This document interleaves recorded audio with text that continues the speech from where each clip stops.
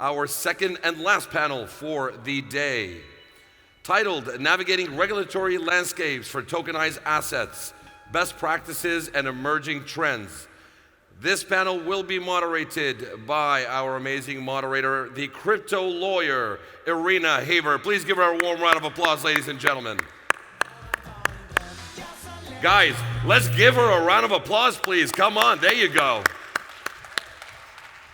Oh, I'm in the wrong stage. It's okay. Do we have our panelists ready?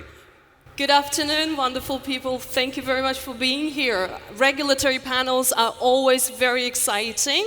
I mean, who would not want to listen to 3 lawyers and a few industry experts talking about the regulations?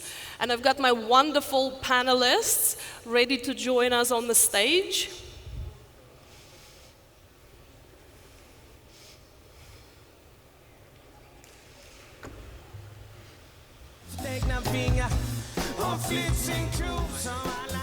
Thank you. Good to be here. So we've got 2 lawyers. We're missing a 3rd one. One more is coming. Sorry? One more is coming. One more is coming. Hello? I can't hear you, sorry. Oh, we found the missing lawyer. Thank you. My name is Irina Haver. I'm a lawyer based here in Dubai. And as you are aware, a lot of regulations and a lot of regulatory work has been happening in the place in the last few months. VARA, Virtual Assets Regulatory Authority of Dubai, has issued virtual assets regulations literally 3 days ago. The federal authority, ESCA, has issued regulations for the crypto space literally 4 weeks ago. So a lot of regulatory work is taking place. And we've got this wonderful panel, and this is exactly what we will talk about.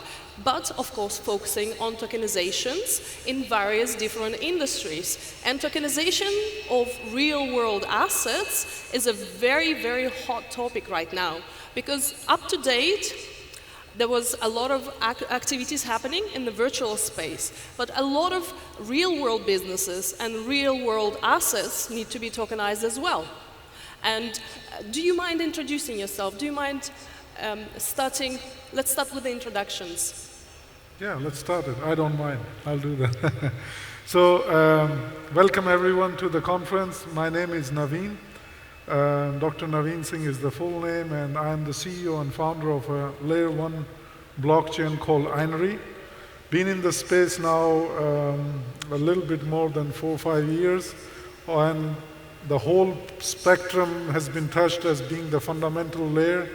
So having a tokenization, digital assets, a native blockchain, I have kind of touched few parts, and regulations is one of the most important part. So here we are. Hi everyone, I'm Konstantinos. I'm a regulatory lawyer. I'm qualified in the UK and in Cyprus. I work for a company called Revolut, where I am the lead counsel for the cryptocurrency product.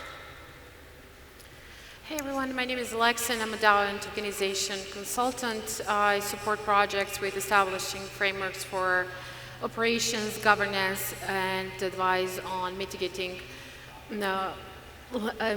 legal and compliance risks. And I'm also host of DAO Today podcast, which is a DAO and blockchain educational show with a focus on discussing the regulatory challenges of the industry.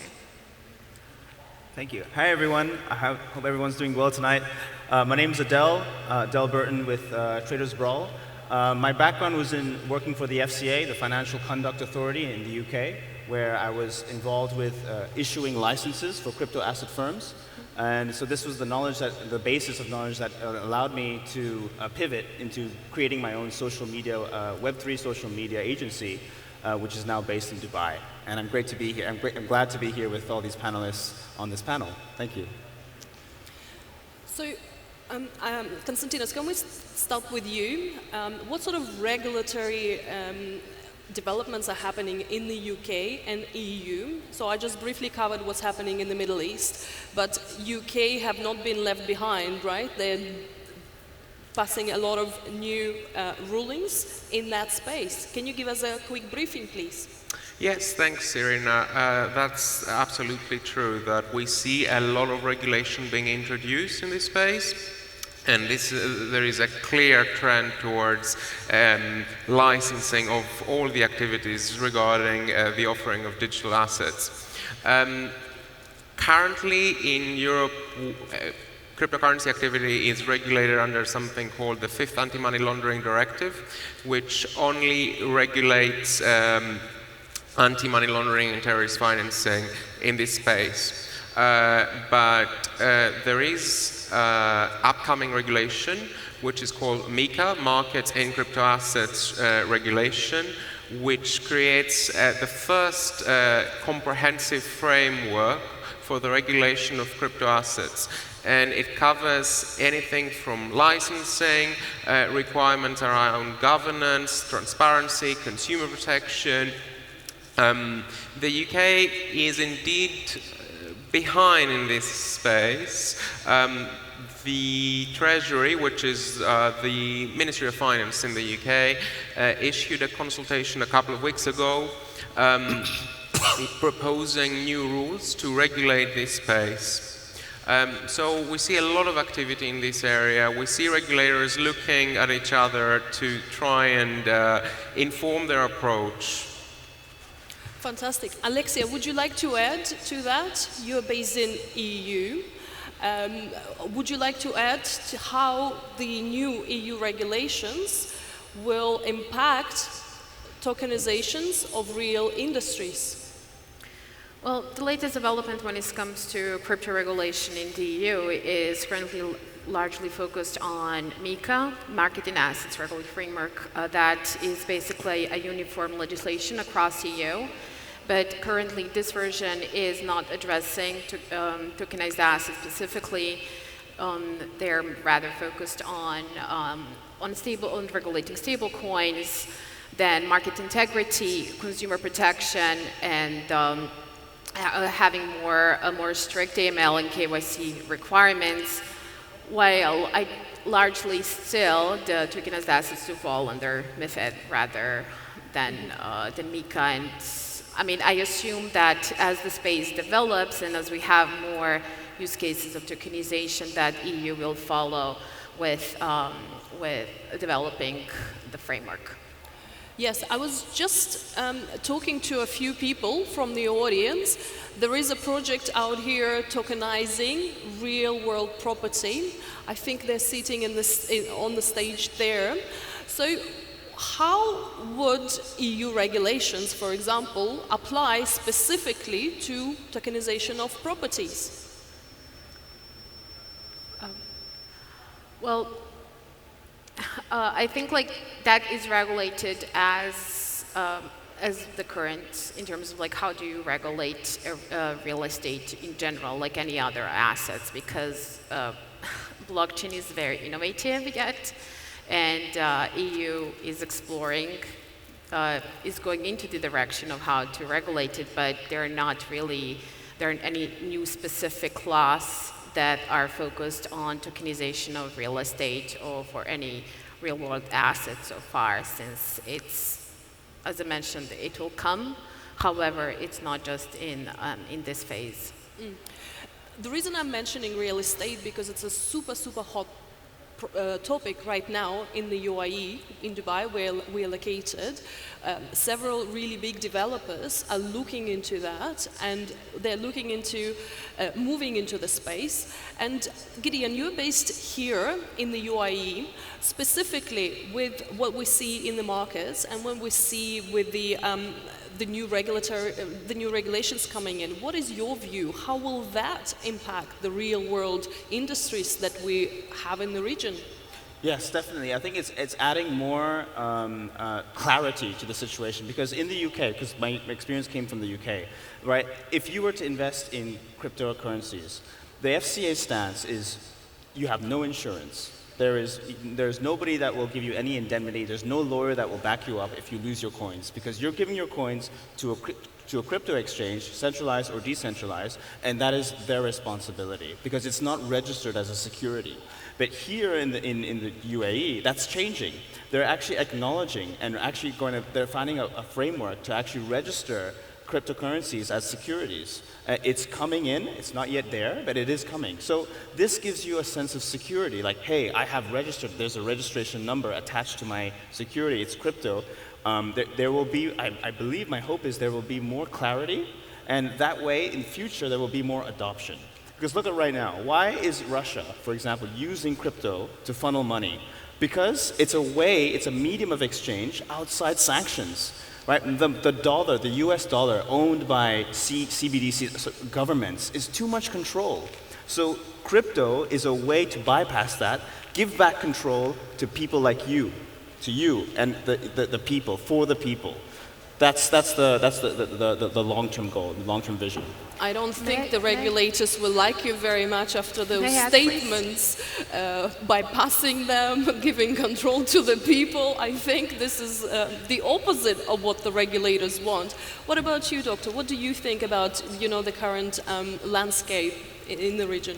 So I think, globally, I think the regulations are important so that the fiasco like FTX doesn't happen. But from regulatory point of view, I think if they regulate the centralized exchanges properly, that brings a huge step in the regulations because it's, as he mentioned before, even if it's a DEX or a centralized exchange, if you have a tokenized asset, then you need to actually kind of list your token so it's freely tradable. And the most important part is in this exchanges. Exchanges have now become, the good exchanges are being very, very conservative on what kind of listings they're going, what kind of tokens they're listing. There have been around a huge amount of delisting happening, but still, there are exchanges which are doing whatever they like. And I think this regulation should start actually from the exchange level and come then the fundamental level of the tokenization. For the safety of the investors, I think regulations are very important. But we have to see that we are in Web 3.0 world and it's a decentralized world, so we don't want it completely at the mercy of the regulators, but that kills the whole spirit of Web 3. The sound is a little bit bad and it's really echoey. Alexa, you were correct. Yeah, I'm struggling a little bit to even hear myself. No worries. I did not understand the extent of the echo. Yeah, it happens. I just wanted to add on what you said when it comes to securities and crypto. Right. So that's actually the issue that is happening in the States, and cryptos are not securities. And crypto should not be seen as securities. What needs to happen is the regulation to, of course, to protect the consumers and do have certain level of compliance, but not at the cost of decentralization and the space and crypto assets and what they are in their nature and what they're representing. So you mentioned around Russia and sanctions. I mean, the whole point of Bitcoin and decentralized technologies, they cannot be censored because it will be subject to centralization and to centralized platforms and to governments, and this industry is building on as the opposite of it. And the fact, I agree that there needs to be a certain level of compliance. You need to have regulations so we avoid cases such as Thera, such as FTX, such as many failures in 2022. But again, not at the cost of destroying crypto. If you look at the states and what the SEC is doing along with the CFTC, so there's the SEC says all cryptos except for Bitcoin are securities, more or less, right? So, but how do you, so the Securities Act comes from 1933, and the Howey test comes from 1946, when blockchain did not exist. So how can you apply a law that was actually a test that was created to address the bonds, stocks, shares, etc.? You buy shares, you buy stocks because you do expect to grow in value, and that has to be regulated. But in order for you to actually be able to invest, you need to pass a certain level of compliance. And crypto just does not fit that category. It cannot be put in the same box as shares, as bonds, as anything alike because it's different. And if you look at Belgium, what they did, I'm not sure who it was, whether like a minister, prime minister, I'm not 100% sure on the title. He said, like, no, we do not see Ethereum, Bitcoin, or any other cryptos as securities because they cannot be seen as a securities. They're just not the same type of asset. And if you look at, for example, Gary Gensler did, he said that Ethereum is a security. Why? Because since they moved to proof of stake. However, he also claims that since 45% of nodes are actually based in the US, and that makes the whole network and all the projects building on it under the US jurisdiction. And they want to make each and every project building on Ethereum to deem them as securities. That doesn't make any sense because the fact is that the nodes are based in the US, it's followed by Germany of 19%. But the fact is, in order for you to be a node or to do anything, you need to have a certain means to do so. And the rest of the world just does not because of the cultural development and other reasons. And if you put, like, what's the point of crypto if you make all cryptos securities? Yes, tokenized assets. Yes, they should fall under securities, or we need to have a different asset class for that, but not put everything in the same box. And if you look at the SEC and what they're doing when it comes to asset tokenization, so they say, well, like, okay, we're okay with tokenizing real estate, but we don't feel as comfortable with gold because, you know, but the gold might disappear and what happens next, right? Like the house cannot really walk away, but gold can. So there is a lot of discussion going around that, but I'm 100% for regulation, but not at the cost of the industry, the ethos, and the reason why we are here in decentralized space. And if we just do everything the same way as we did in centralization, but bring it on chain, we did nothing. I just want to add one thing. You know, the thing that happened with FTX, this has happened on both sides, both on traditional finance and in crypto. The person who was managing FTX didn't even have an accounting department. There were flaws with him. You know, Sam Bankman-Fried gave this persona of a benevolent super leader because he went to Harvard, he studied physics, he's in these shorts, he had these long hair, so people have a nice vibe to him. But really, what was and also he bailed out the likes of BlockFi. So lots of benevolence came from the fact that he bailed out companies that went under. But really, deep down, he himself was a troubled person, and he didn't have the managerial skills. This can happen on both sides, crypto or non-crypto. If your mind is not right, it's not a crypto thing. It's a personality thing. It's a leadership thing. So to take one bad apple and say crypto is bad, ban crypto, that's just wrong. That's, in my opinion, there are bad apples. But that's not, failure of FTX is not crypto, it's the failure of regulators because they failed to implement existing regulations because centralized exchange falls under centralized, is a centralized platform that needs to follow certain rules. So like that 8 billion gap that came up all of a sudden didn't happen overnight. And if you looked at the Congress hearing, like that has been going on for years. Like, and the regulators that were actually supposed to monitor that, they did not, and later on we learned why, because they were on the FTX payroll. So again, that was not failure of crypto, that was not failure of DeFi, because FTX is not DeFi, and the FTX had the role of a centralized platform that was holding cryptos, but that's not crypto's fault, and it's not the industry's fault. We're on the same side. I don't think we can argue that the failure of FTX, which was a criminal enterprise, is a failure of crypto. I don't think anybody argues that in their sane mind.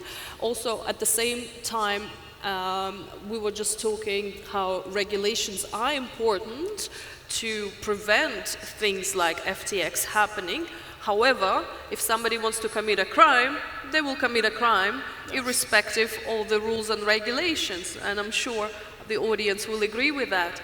Konstantinos, talking about more of the bad apples in the industry, how can regulations be used to prevent those criminal enterprises from happening? Yeah, I completely agree with what you say. Nobody would argue that what happened with FTX is a failure of crypto. It's more about the lack of a framework to ensure a level playing field, if you want, where everyone has to abide by a specific set of rules. So one could even argue that it's a failure of regulation, in effect. How can you ensure that this doesn't happen again? Well, it's exactly the requirements that we see in the regulations on Navarra, we see in the proposed framework by the Treasury in the UK, or in the EU under MiCA. Strict transparency requirements, audit requirements, governance requirements, fitness and propriety for senior management staff of these players, as well as rules around the custody of crypto assets. Because one of the main issues we see now is that when the terms and conditions of the FTX main trading entity were suggesting that the title to the crypto assets belongs to the customer, that's not what was happening in reality, and FTX was actually using customer assets. So I think it's very important that there is a comprehensive set of rules where everyone has to abide by and ensures consumer protection at the end of the day. Even if I could add to what you've been discussing before around the registration of securities, I think taking a step back and cutting out all of the technicalities and all the noise, the requirement for registration is essentially a requirement for consumer protection. So what do these Securities Act in the US say is you need to disclose all of the risks, you need to make sure that the average consumer who puts money into your product or security has a good understanding so that they can make an informed decision within the risk appetite. But MiCA is doing precisely that. Yeah.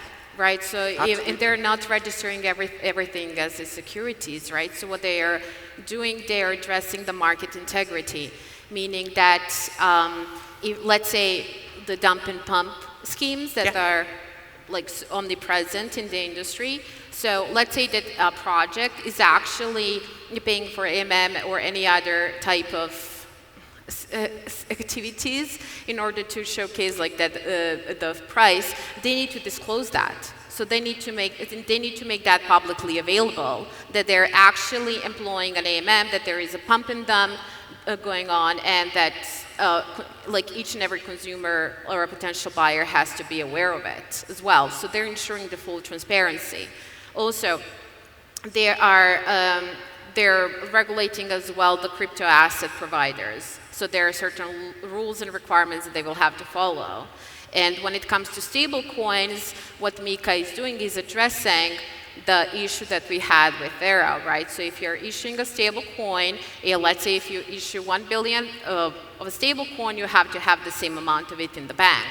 So in case it fails, you're covered and you can pay out the consumers, and there are no issues and so many people losing the money as it happened. And but they're not registering them as securities, and that's the whole point, right? So MiCA has many good sides, it has some negative, of course, but it's the first draft, and it will evolve with time, and this is MiCA 1, they're voting it hopefully this time in April. They will come MiCA 2.0, they might even address DAOs as well, but the regulation is happening, but they're supporting the innovation. Well, the SEC is not doing that.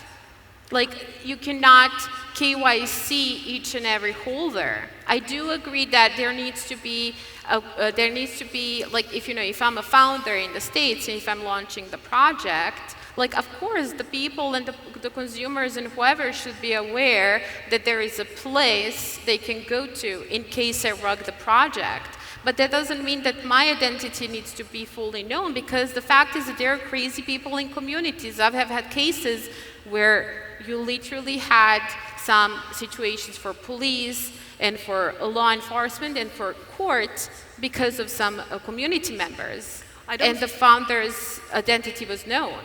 I don't think anybody would argue that SEC is the regulator we should be learning from and that they're doing a great job. I don't think anybody in their sane mind thinks that.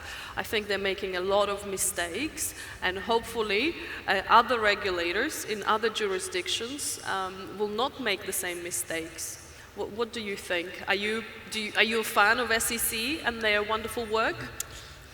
Well, I don't want to have any comment on that, but the thing is, all regulators, my question is, why do we need regulator? It's a fundamental question on which I would let everybody jump in. I think the major role of a regulator should be that all the audience and all the people like us who are part of this ecosystem, that our investment is safe. If they do it properly, the adoption of crypto is going to be 1,000 times more in coming next few years. I think that's the sole purpose. Now, I don't think any regulator in the world is capable of, as you said, pinpointing the pump and dump of different tokens, of different digital assets, taking real-time monitoring of them. I don't think they can do that. They don't have the man-force, they don't have the technical capability. But the beauty of Web3 is that the whole industry is self-regulatory. You know, we people, we part of it, we regulate it. If there is some scheme happening on a bigger level, you can see tweet and Twitter exploding with the things where people actually follow from wallet to wallet where the digital assets have been transformed, how the price has been pumped and dumped. So the self-regulation which is in this industry is phenomenal. But at the other side, for normal people who have this barrier of knowledge to come in the crypto space or digital asset space, they need some kind of assurance, which they don't have, and that's where regulators come in. Instead of going deeply into what is securities and what is utility and what is the token, which is, I don't know, we can discuss about it a lot, but I am a guy who always wants to come on the base, on the fundamentals of the issue, and I think regulators should make sure that the tokens which are listed on big centralized exchange are real, which is again self-regulatory. A normal token cannot be listed on tier 1 exchanges. It's very, very tough. They have their own due diligence process and they have all things. Decentralized exchange is a completely different thing. But I think the sole purpose should be that if anybody of the audience wants to invest X, Y amount of fiat into crypto, that his investment is safe. And I think that should start from the fundamental level, and that should be the sole purpose of the regulatory. Otherwise, they will just lose track. As you said, they will make a lot of mistakes because they technically are not capable of doing that. Let's switch the gears a little bit. Let's pick an industry, and whichever one you like, and let's talk through the regulatory steps of tokenizing a particular imaginary asset. Konstantin, do you want to start? Yeah, I think again we can draw quite an interesting example from what is happening in the EU at the moment. So there is something called the DLTE Digital Pilot Scheme, which is an attempt by the European Union, by the Commission, to utilize distributed ledger technology for the purposes of securities transactions. So, for example, things like a bonds issuance, without the need to use traditional intermediaries. So in a traditional securities issuance, you would have, for example, your issuer, your centralized counterparty who will be a custodian of the securities, and this is all happening on the blockchain, obviously subject to certain limitations and controls. And I think it's an interesting application to see how traditional finance can operate on the blockchain. Gideon, do you have a great example. Yeah, one thing I just wanted to add was from the regulation side. I don't know if this was mentioned, but proof of reserves and proof of liabilities is also another thing that's actually being taken action by centralized exchanges. So to show that how much money is in the bank account, is in the balance sheet, for example, that is being disclosed. But one thing to mention is if you only show proof of reserves and you're not showing proof of liabilities, that's only one half of the story. So you need to show both, and that is still subject to speculation, and I suppose subject to more progression from centralized exchanges. Industry of property, for example, I know in the UK, property is not regulated by the FCA at least, but when it comes to property being tokenized, like say for example this is a house, and you split it up into multiple shares, and you convert those into NFTs, and then you sell those NFTs. This I don't know, the way that it is managed, the fund manager behind that, this should be under asset management because you're allocating a share into the form of an NFT into individual investors. And that needs, I think more regulation needs to be just making sure that the investor, consumer protection that you mentioned, the consumer or the investor is protected in the form of an NFT. So yeah. Alexia, do you have an industry that you quite love for the tokenization? Well, I think that different regulations apply when it comes to tokenizing different assets, right? So I think one type of regulations would apply, or law, when you're, for example, tokenizing real estate, while the other is when you're tokenizing art or when you're tokenizing health data, right? So it's different. If you're tokenizing health data, you would really want to pay attention more to privacy issues, for example. What happened in Germany and Switzerland, they did a survey, and basically what they said, like, would you feel comfortable sharing your health data and your medical history for research purposes? And a good portion of the responders said, yes, we would, in exchange for, I don't know, getting a premium or a discount on the insurance. And while in Germany, for example, they said, yes, we would be for, however, we would want to choose who that information is shared with. And what's happening a lot is that generally the personal information is not protected, even though it's protected by the law, but we've been seeing many failing. And sharing medical history and medical records in form of, like if you're tokenizing, you have to have really strict privacy concerns there, and you really need to carefully address them, especially if you're selling people's information to industries or to companies to actually to use that either for research purposes or for even selling purposes, because that's the whole point of tokenizing the data. Another use case of tokenization of health data is you can access your full medical history wherever you go, and also that is kept only private with you. However, there is a moment where you need to share that data with your doctor or with whoever who needs to know that. So what laws and what protections are applying in that case?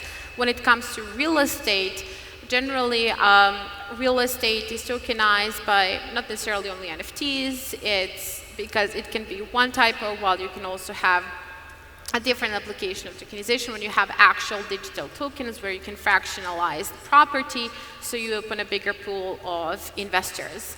And in that case, yes, for sure, you want to have stricter regulations because you're investing money in that real estate, and of course, you expect some return, and in case you want to sell it on the secondary market, you need to have that proof that you own that particular token and that part and that piece of that house or an apartment, doesn't matter. When it comes to art, right, so there are different things that you need to take into account, right? So there can be also copyright, trademark, IP, depending on what's being tokenized. So I don't think there is one regulation that fits them all and answers all the questions. It's rather on the industry by industry basis. Absolutely. Do we have any projects in the industry, in the audience, that are tokenizing real-world assets and struggling with the regulations across the world or enjoying the regulations across the world? Guys, wake up. We are waiting for your questions. Don't be shy. One project? No? Oh, here. There's a project. What are you tokenizing? Just 2 seconds. Yes, Assalamu alaikum wa rahmatullahi wa barakatuh. My name is Vlad. We are building Islamic coin. Haq blockchain is the first Sharia compliant blockchain with fatwa from top Muslim scholars. And as you know, due to Sharia compliance, one of the best types of money is actually physical gold. Only tangible assets, they cost something in the Muslim world, and we are now trying to approach physical gold tokenization on the blockchain, such Fantastic. that there will be a gold token fully asset-backed by physical gold, which will then can be exchanged into this coin and vice versa. Fantastic. So tokenization of commodities, a great use case. Thank you very much. Anybody else tokenizing anything fun? Just shout out. Money. Honey. Tokenization of honey. How cool is that? Another useful case. I think we are out of time. The organizers signaling for us. Thank you very much for your attention. Sorry to interrupt. You can take one question, just one question if there is. One question. Yeah. Oh, we've got time for one question. Any questions? No? All right. Ladies and gentlemen, please give it up for our amazing panelists and moderator. Thank you very much for sharing all of your thoughts and insights, ladies and gentlemen.